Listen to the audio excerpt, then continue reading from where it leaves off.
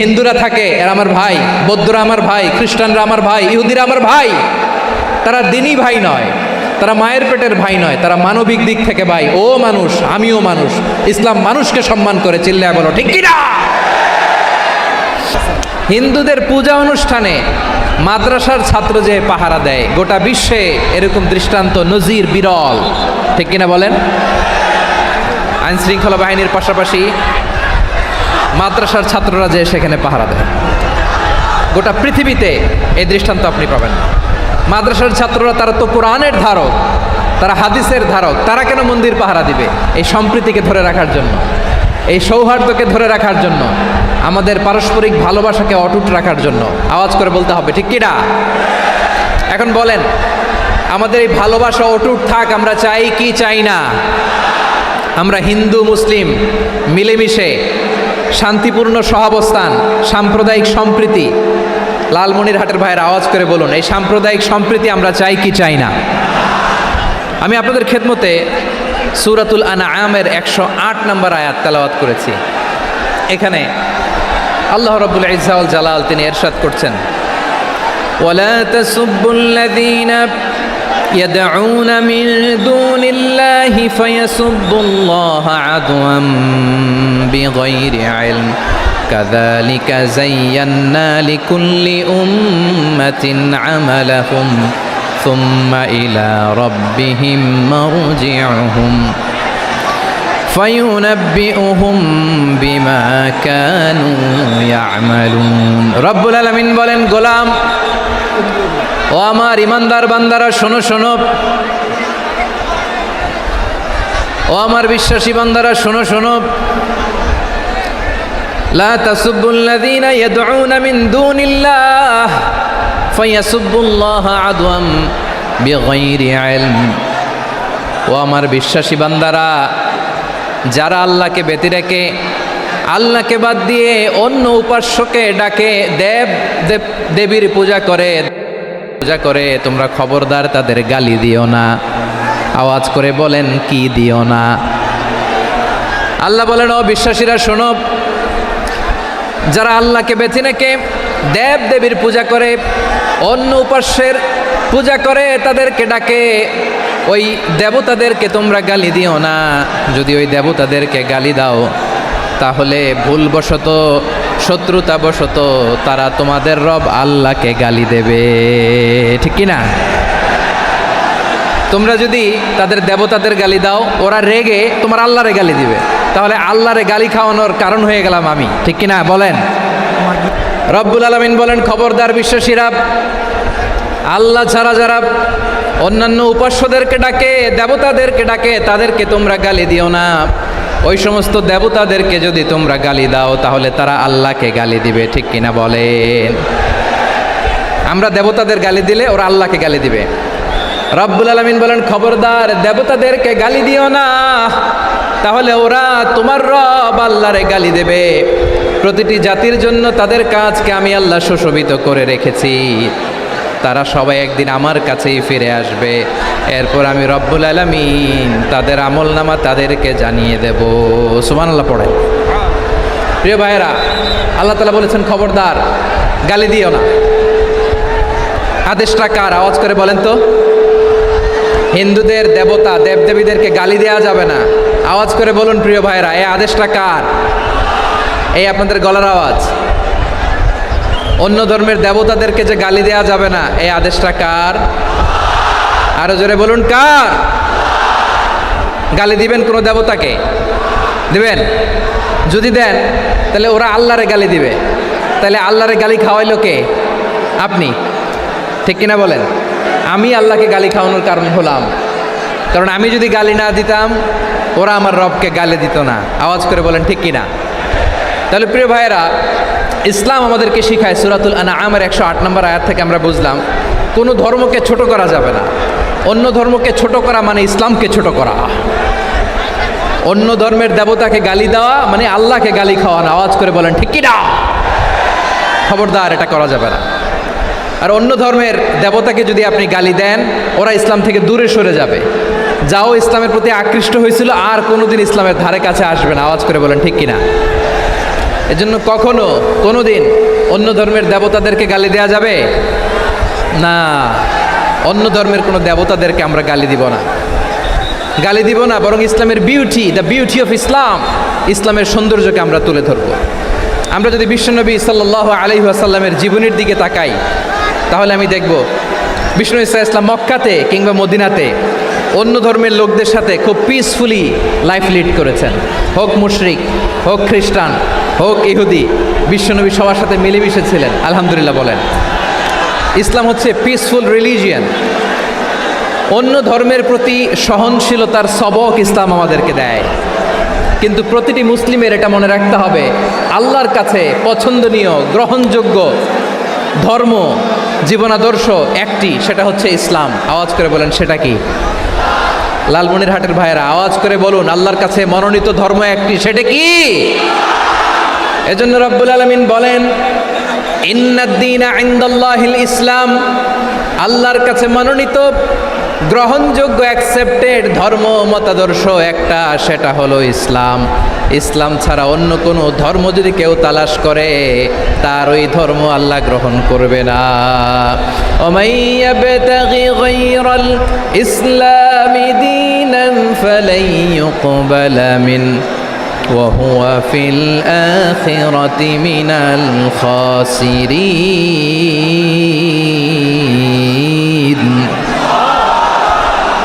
Whoever seek anything except Islam, that won't be accepted from him, and he will be loser in the day of judgment. কিয়ামতের দিন ইসলাম ছাড়া কেউ যদি অন্য কোনো ধর্ম তালাশ করেছে দুনিয়াতে, তার এই মতাদর্শ গ্রহণ করা হবে না, and he will be loser, সে হবে লুজার, ক্ষতিগ্রস্ত, হাই হাই কোম্পানির ম্যানেজার, ওর আমও শেষ, সালাও শেষ। আওয়াজ করে বলেন ঠিক কি না? এজন্য ইসলাম পেয়ে আমরা খুশি না বেজার? প্রত্যেক নামাজ শেষে আমরা আল্লাহরে বলি, আল্লাহ রাদিতু বিল্লাহি রাব্বা ওয়া বিল ইসলামি দীনা ওয়া বি মুহাম্মাদিন নাবিয়ান ওয়া রাসূলা। ও আল্লাহ, তোমারে রব হিসেবে পেয়ে আমরা খুশি।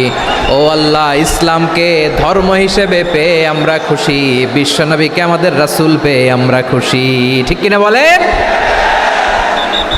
ইসলাম ছাড়া অন্য কোনো ধর্ম আমরা গ্রহণ করব না। ঠিক কিনা বলেন? আল্লাহর কাছে অ্যাকসেপ্টেড রিলিজিয়ান একটা, সেটা ইসলাম। তো বিশ্বনবী সাল্লাল্লাহু আলাইহি ওয়াসাল্লাম মক্কাতে কিংবা মদিনাতে খুব পিসফুলি এক্সিস্ট করেছেন, যে কোনো ধর্মের সাথে মিলেমিশে চলেছেন। তার প্রমাণ আমরা যদি রাসূল সাল্লাল্লাহু আলাইহি ওয়াসাল্লামের বায়োগ্রাফির দিকে তাকাই, তাহলে দেখব তিনি মুশরিকদের সাথে পিস ট্রিটি করেছেন, শান্তি চুক্তি, পিস ট্রিটি, পিস এগ্রিমেন্ট। আপনারা হুদাইবিয়ার সন্ধির নাম শুনেছেন? আমার লালমনিরহাটের কলিজার টুকরা ভাইয়েরা, হুদাইবিয়ার সন্ধির নাম আপনারা শোনেন নাই? ষষ্ঠ হিজরিতে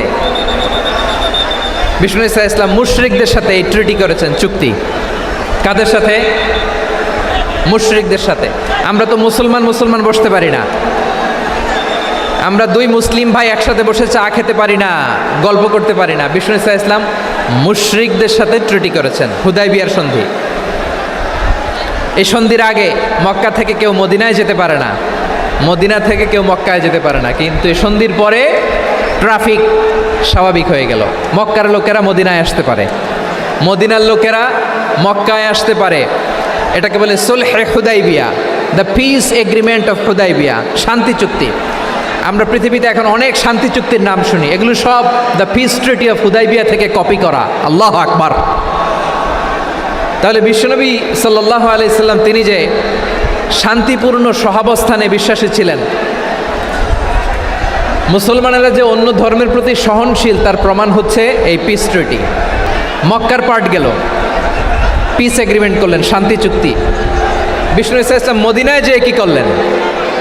মদিনায় যে বিষ্ণু ইসলাম মদিনা চার্টার করলেন, মদিনা সনদ, সাহিফাতুল মদিনা, এটার বলে মদিনা চার্টার।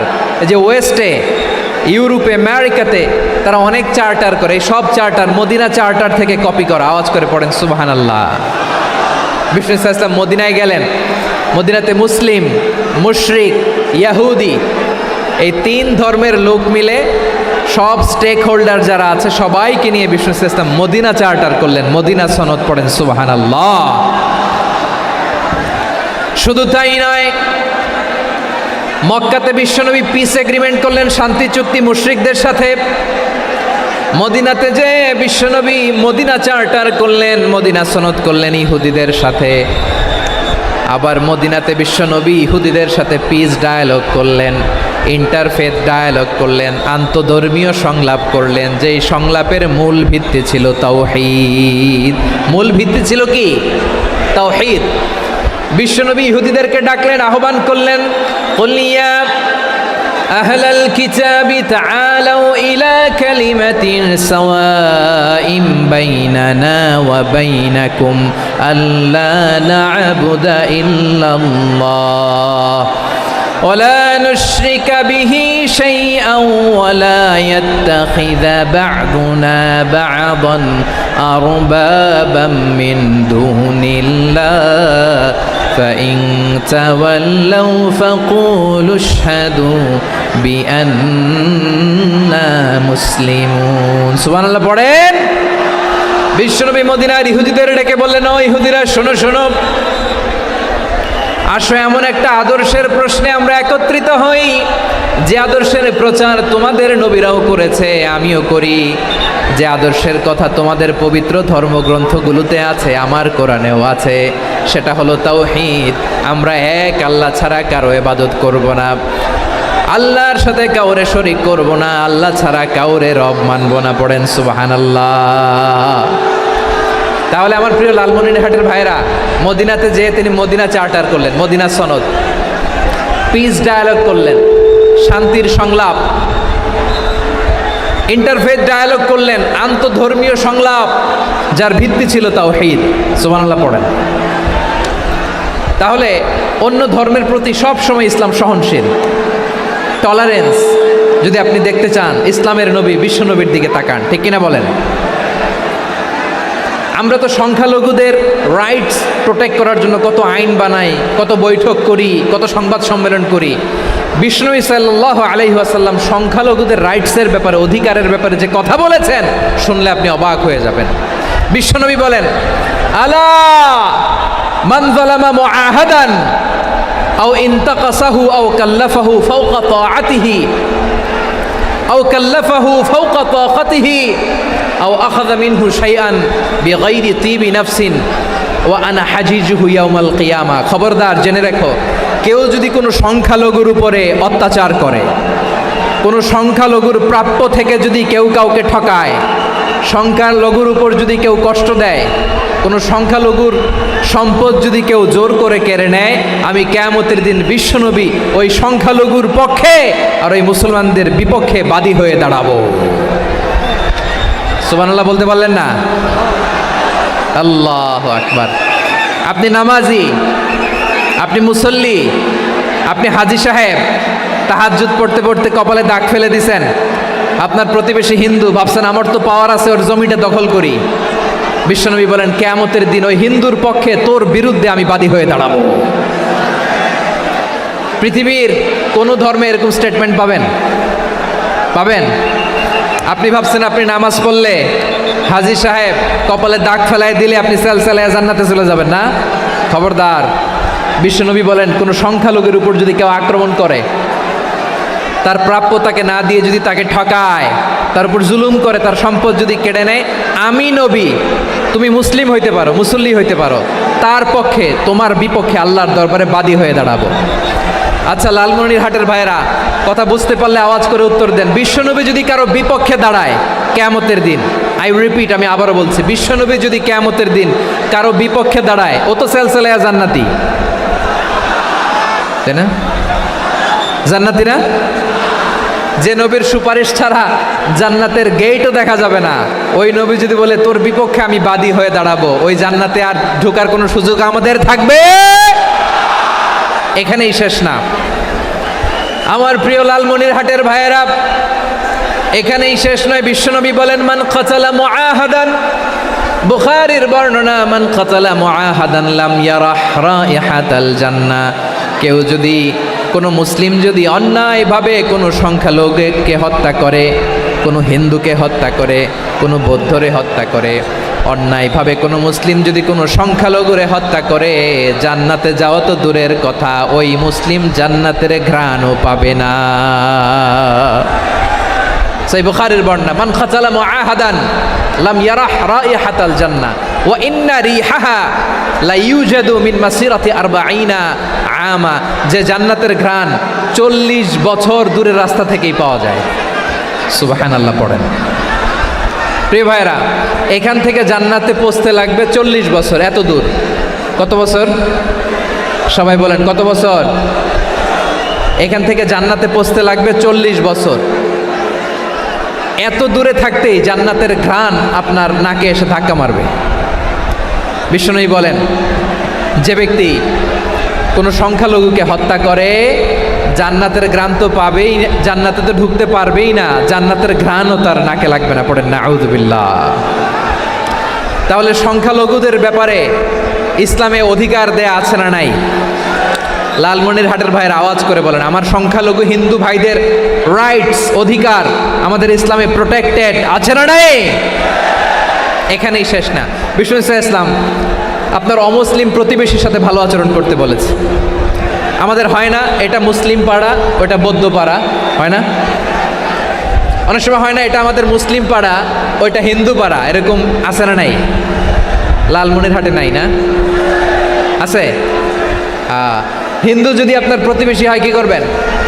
ওর কষ্ট দিবেন নাকি? কেন? ও তো হিন্দু, ও তো আমার আল্লাহরে ডাকে না, ওরে কষ্ট দিলে জায়েজ হবে না? খবরদার।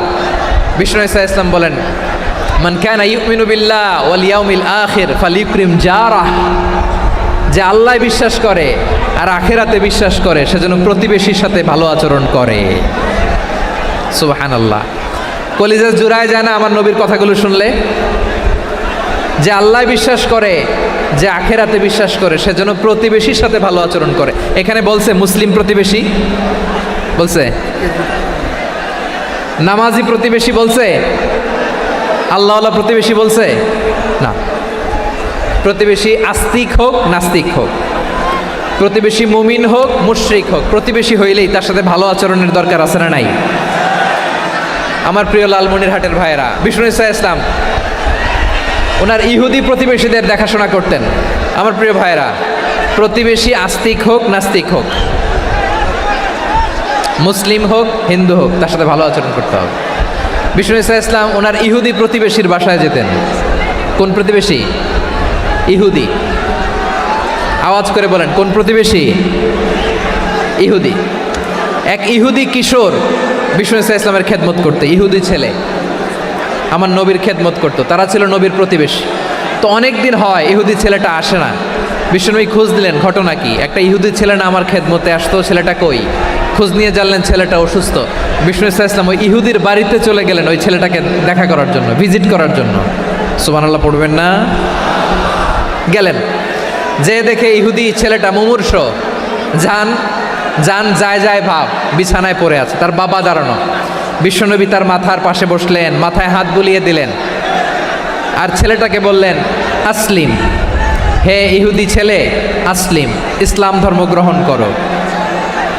তো ছোট্ট ছেলে ভাবে আমরা ইহুদি, এখন ইসলাম ধর্ম গ্রহণ করলে আব্বা যদি বকা দেয়, ফানাযারা ইলা ওয়াজহি আবি, ছেলেটা তার বাবার চেহারার দিকে তাকালো, দেখি আব্বা কি কয়।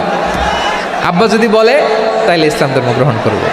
ইহুদি ছেলেটা তার বাবার দিকে যখন তাকালো, ওর বাবা বলে, আতি আবুল কাসিম, আবুল কাসিম যা বলে তাই করো। আবুল কাসিম হচ্ছে বিষ্ণু ইসলামের একটা কুনিয়াত, উপনাম। আমার রাসূলের বড় ছেলের নাম ছিল কাসেম। যেমন দেখবেন আমাদের এলাকায় কারো ছেলের বড় ছেলের নাম যদি হয় আব্দুল্লাহ, এরা আব্দুল্লাহর বাপ বলে ডাকে। কারো বড় মেয়ের নাম যদি হয় ফাতেমা, এরা কি ডাকে? ফাতেমার বাপ বলে না? তো বিষ্ণু ইসলামের বড় ছেলের নাম ছিল কাসেম।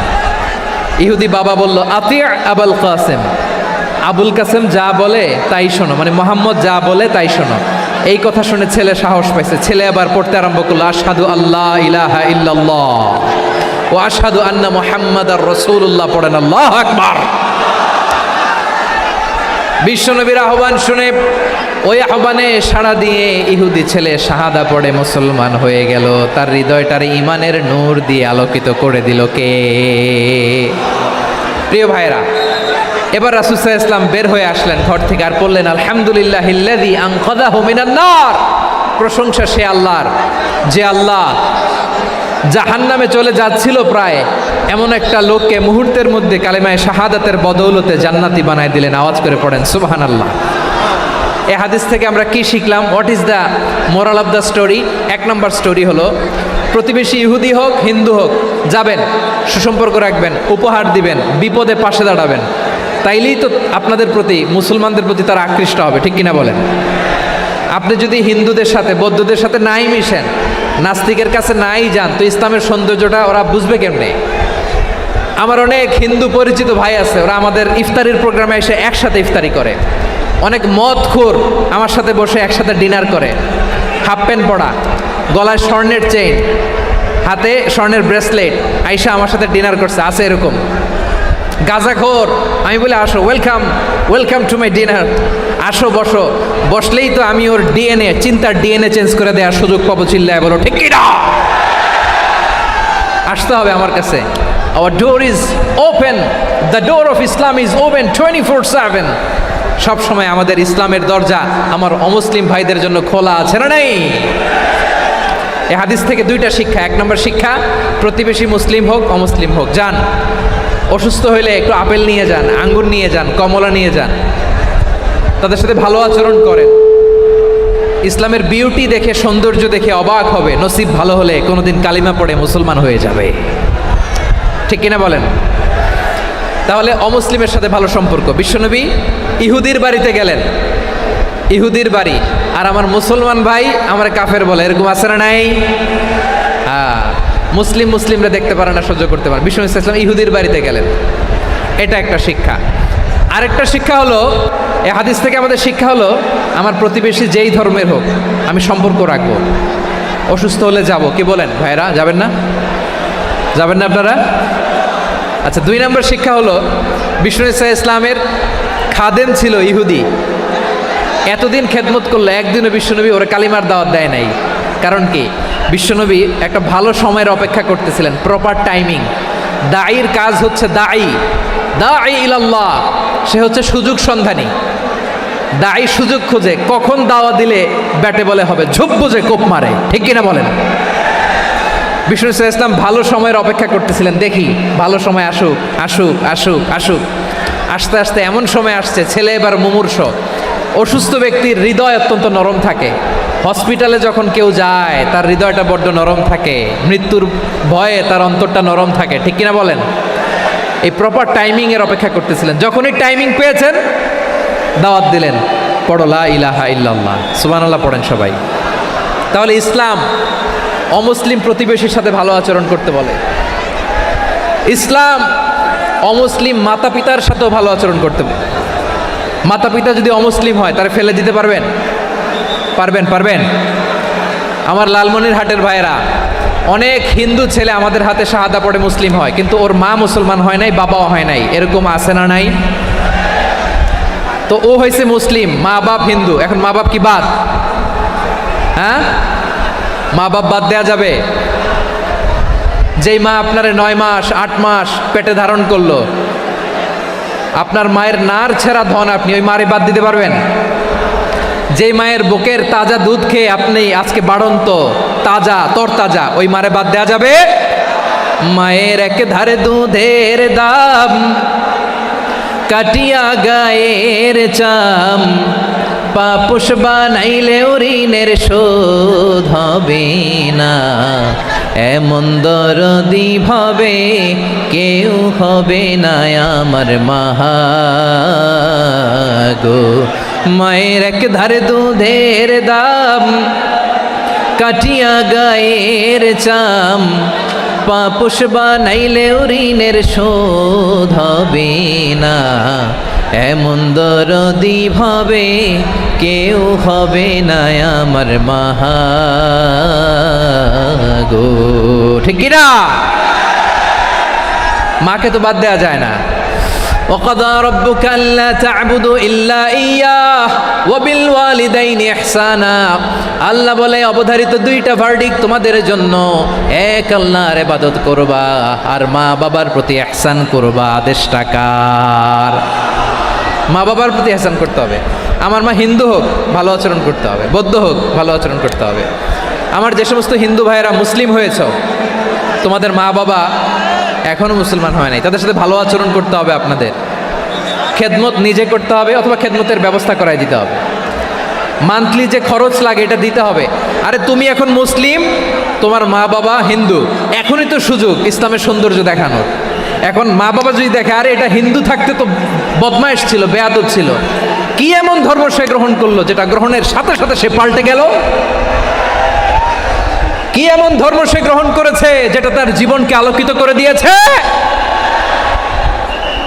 নসিব ভালো হইলে তারাও কালিমা পড়ে মুসলমান হয়ে যাবে। বিশ্ব ইসলামের স্ত্রীর নাম ছিল আয়েশা রাদিয়াল্লাহু তাআলা আনহা, আবু বকর রাদিয়াল্লাহু তাআলা আনহুর মেয়ে। আবু বকর রাদিয়াল্লাহু তাআলা আনহুর আরেক মেয়ের নাম হচ্ছে আসমা। কি নাম?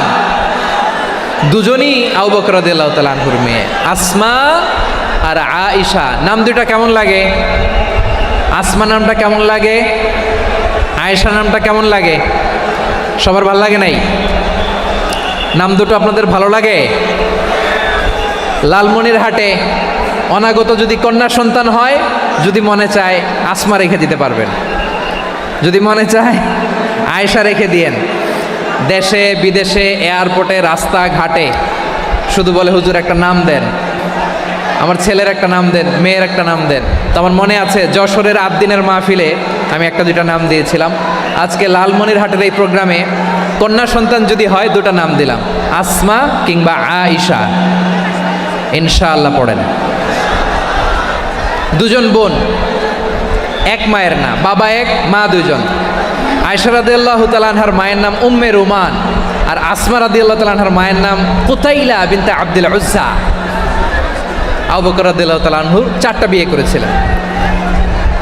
তো একই ঘটনা ঘটেছে এই ফ্যামিলিতে। আসমা ইসলাম ধর্ম গ্রহণ করে মুসলিমা, কিন্তু তার মা কুতাইলা মুশরিকা।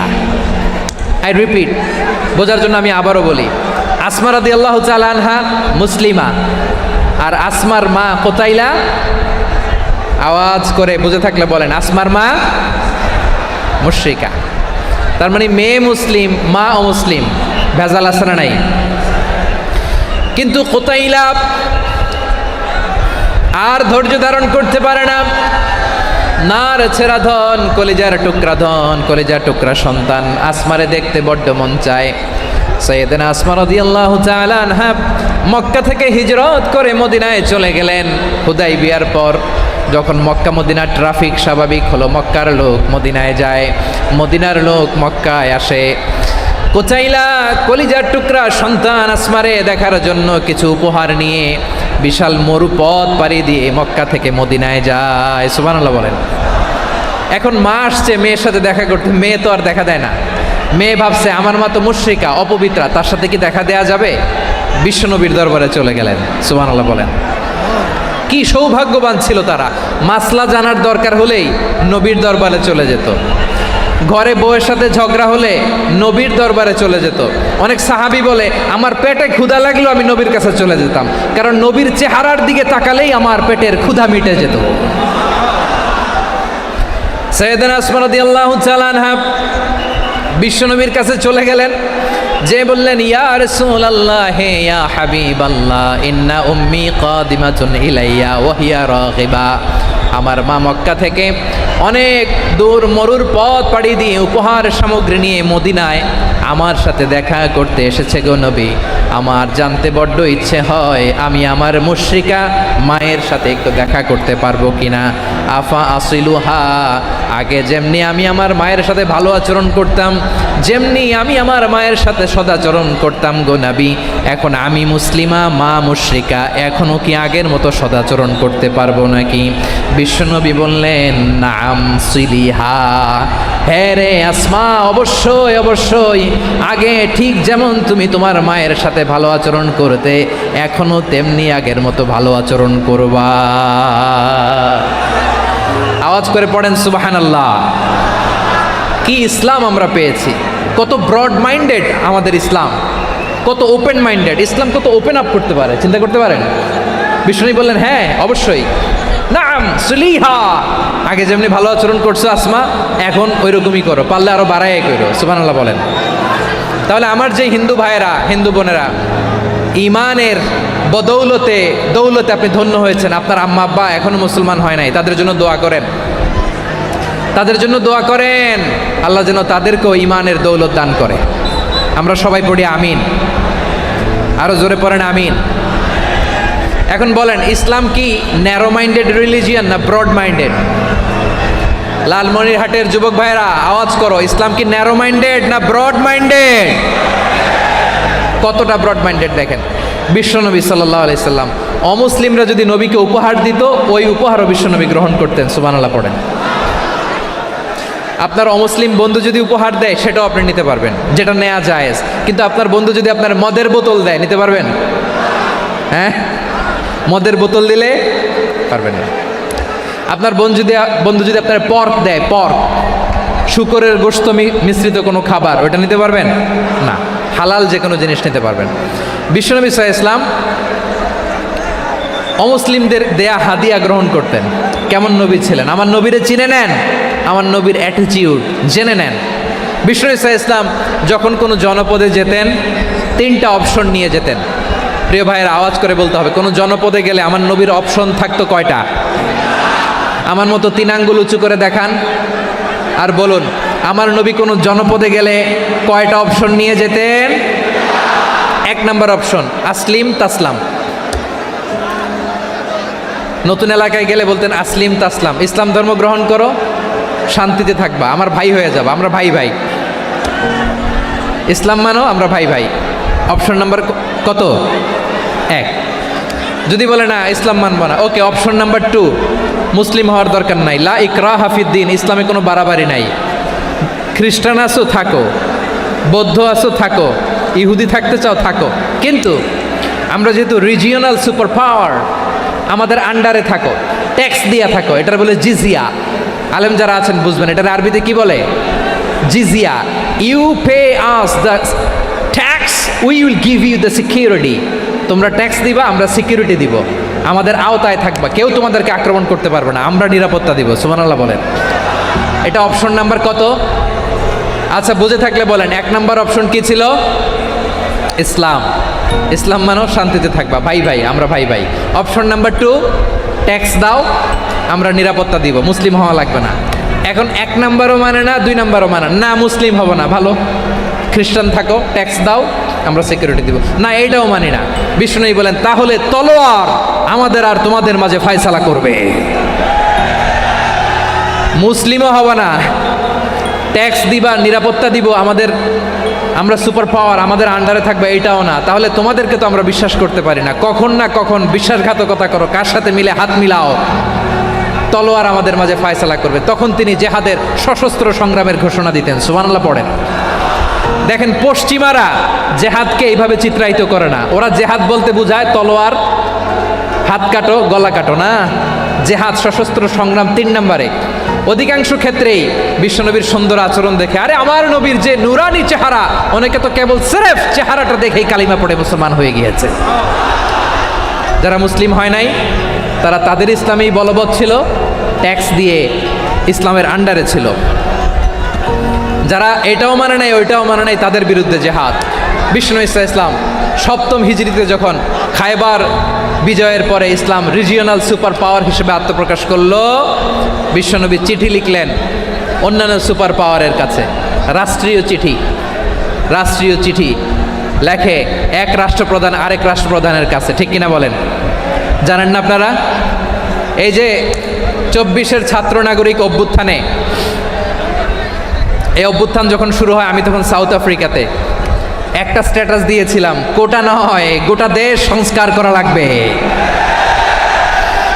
শুধু বাংলাদেশ নয়, সারা বিশ্বের বাংলা ভাষাভাষী লোকেরা এই আন্দোলনের সাথে সমর্থন তারা করেছে, এটাকে সাপোর্ট করেছে, তারা সমর্থন দিয়েছে।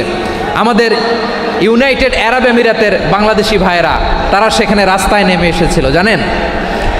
ওইখানে ডেমনস্ট্রেশন করা যায় না, সেখানকার সরকার তাদেরকে যাবজ্জীবন দিয়েছিল। তখন আমাদের এই যে প্রধান উপদেষ্টা ডক্টর মোহাম্মদ ইউনূস সরাসরি G2G বলে, এটারে G2 G, government to government, G to G, উনি চিঠি লিখলেন যে তাদেরকে, ইউর হাইনেস, হে সম্মানিত আমির, আপনি আমার এই চিঠির কারণে আমার সম্মানে এই 53 জন বাংলাদেশিকে মাফ করে দেন। এই চিঠির বদৌলতে বেকসুর খালাস পেয়ে গিয়েছিল আমাদের ভাইরা, জানেন না এই ঘটনা আপনারা? তাহলে গভর্নমেন্ট টু গভর্নমেন্ট চিঠি দেওয়া হয়। সপ্তম হিজরিতে বিষ্ণু ইসলাম সব সুপার পাওয়ারের কাছে চিঠি দিলেন, রোমান সম্রাটের কাছে, পারস্য অধিপতির কাছে, মিশরের অধিপতির কাছে, সবার কাছে চিঠি লিখলেন। চিঠির ভাষা ছিল এরকম, মিন মুহাম্মাদিন রাসূলিল্লাহ ইলা মুকাউকিস আযীমিল কিবত, মুহাম্মদ রাসূলুল্লাহর পক্ষ থেকে মিশরের বাদশার কাছে, আসলিম তাসলাম, ইসলাম মানো শান্তিতে থাকবা, সালামুন আলা মান ইত্তাবা আল হুদা, শান্তি তার জন্য যে হেদায়েতের অনুসরণ করে। সুবহানাল্লাহ পড়েন। তো এই চিঠি অনেকে ভালোভাবে রিসিভ করেছে, অনেকে এই চিঠি পাওয়ার পরে নবীর কাছে আবার ইন রিটার্ন উপহার পাঠিয়েছে। কি পাঠিয়েছে? উপহার। মিশরের বাদশাহ মুকাউকিস তিনি বিশ্বনবীকে বিশাল এক উপহারের ডালি পাঠিয়েছেন। মিশরের বাদশাহ মুকাউকিস ছিলেন ধর্মে খ্রিস্টান। লালমনিরহাটের ভাইয়েরা আওয়াজ করে বলেন, মিশরের বাদশাহ ধর্মে কি ছিল? খ্রিস্টান। কি উপহার দিয়েছিল আমার নবীকে? শুনতে মনে চায়? আওয়াজ নাই লালমনিরহাটের গলায়, শুনতে মনে যায়? 1000 স্বর্ণমুদ্রা, 1000 স্বর্ণমুদ্রা। 2টা খ্রিস্টান দাসী, একজনের নাম মারিয়া বিনতে শামউন আল কিবতিয়া, আরেকজনের নাম সিরিন বিনতে শামউন আল কিবতিয়া। একজন খ্রিস্টান দাস 20 থান কাপড় জামা বানানোর জন্য, আমরা নবী যেন সেলাই করে জামা বানাতে পারে এজন্য 20 থান কাপড়, 20 থান ফাইন গার্মেন্ট। সুবহানাল্লাহ পড়বেন না? এরপরে একটা গাধা যেটার নাম ছিল উফাইর, আর একটা খচ্চর, এটার নাম ছিল দুলদুল। খচ্চর চিনেন? গাধা আর ঘোড়ার ক্রসিংয়ে যে প্রাণীটা দুনিয়াতে আসে ওটার খচ্চর বলে। তো এই যে সুপার পাওয়ার খ্রিস্টান বাদশার কাছে নবী চিঠি লিখলেন, ওই খ্রিস্টান বাদশাহ আমার নবীকে উপহার দিল। বিশ্বনবী এই উপহারগুলো সানন্দে গ্রহণ করেছে। সুবহানাল্লাহ পড়বেন না? তাহলে অমুসলিম কেউ যদি আপনাকে উপহার দেয়, হালাল উপহার হলে আপনি গ্রহণ করতে পারবেন। অনুরূপভাবে পারস্যের বাদশাহ, রোম সম্রাট বিশ্বনবীকে উপহার পাঠিয়েছেন। আমার নবী সবগুলো উপহার, গিফট গ্রহণ করেছেন। সুবহানাল্লাহ বলেন। তাহলে প্রিয় লালমনিরহাট, আওয়াজ করে বলুন, ইসলাম কি ন্যারো মাইন্ডেড রিলিজিয়ন না ব্রড মাইন্ডেড?